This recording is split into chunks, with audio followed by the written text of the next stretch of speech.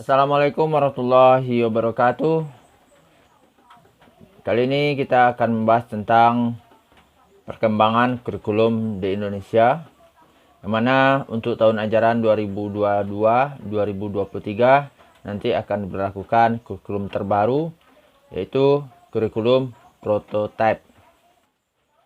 Kurikulum prototype merupakan kurikulum pilihan yang dapat diterapkan satuan pendidikan mulai tahun ajaran 2022-2023. Kurikulum prototype melanjutkan arah pengembangan kurikulum sebelumnya atau kurikulum 13. Jika melihat dari kebijakan yang akan diambil para pemangku kebijakan, nantinya sebelum kurikulum nasional dievaluasi tahun 2024, satuan pendidikan diberikan beberapa pilihan kurikulum untuk diterapkan di sekolah. Kurikulum prototype diberikan sebagai opsi tambahan bagi satuan pendidikan untuk melakukan pemulihan pembelajaran selama pandemi tahun 2022 hingga 2024. Kebijakan kurikulum nasional akan dikaji ulang pada tahun 2024 berdasarkan evaluasi selama masa pemulihan pembelajaran.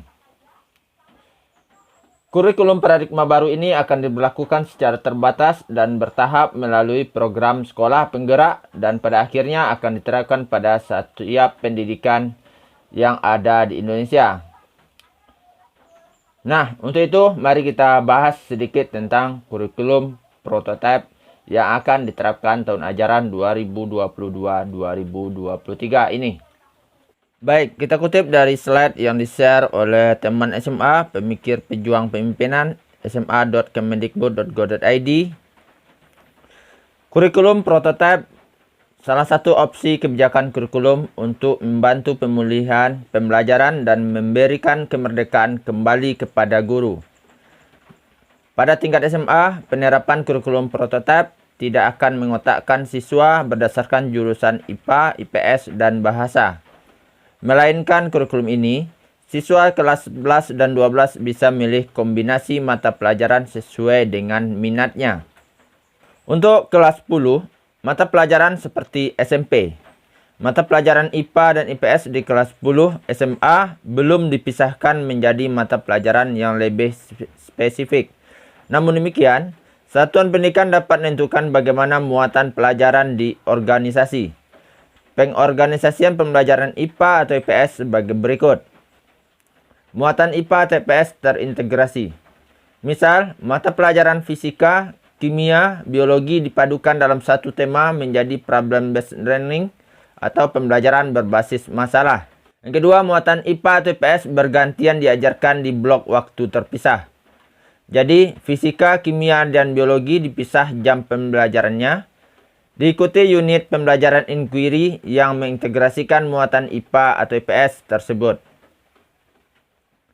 Muatan IPA atau IPS diajarkan paralel. Misal, mata pelajaran fisika, kimia, dan biologi diajarkan secara reguler di jam pelajaran yang sama setiap minggu. Lalu diikuti dengan unit pembelajaran inquiry dari integrasi muatan IPA atau IPS tersebut. Nah, untuk kelas 11 dan 12 tidak ada penjurusan.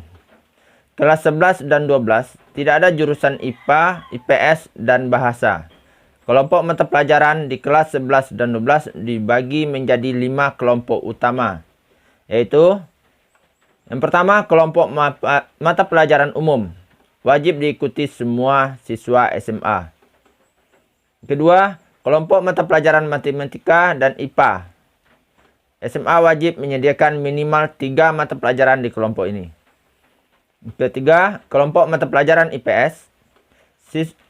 SMA wajib menyediakan minimal 3 mata pelajaran di kelompok ini. Yang keempat, kelompok mata pelajaran bahasa dan budaya dibuka sesuai sumber daya yang tersedia di SMA tersebut. Yang kelima, kelompok mata pelajaran vokasi dan prakarya. Capaian pembelajaran mata pelajaran vokasi dikembangkan SMA bersama dunia kerja dan sesuai dengan potensi atau kebutuhan sumber daya manusia di SMA tersebut. Untuk kelas 11 dan 12, mata pelajaran umum. Yang pertama itu pendidikan agama atau kepercayaan dan budi pekerti. Itu sesuai dengan keyakinan dan kepercayaan peserta didik.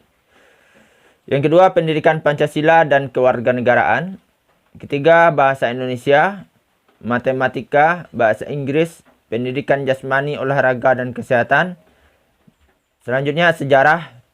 Dan selanjutnya pilihan, minimal itu 1, diantaranya seni musik, seni rupa, seni teater, dan seni tari.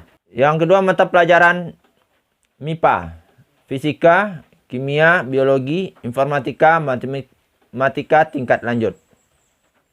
IPS, sosiologi, ekonomi, geografi, dan antropologi. Bahasa dan budaya, bahasa Indonesia tingkat lanjut, bahasa Inggris tingkat lanjut, bahasa Korea, bahasa Arab, bahasa Mandarin, bahasa Jepang, bahasa Jerman, bahasa Perancis.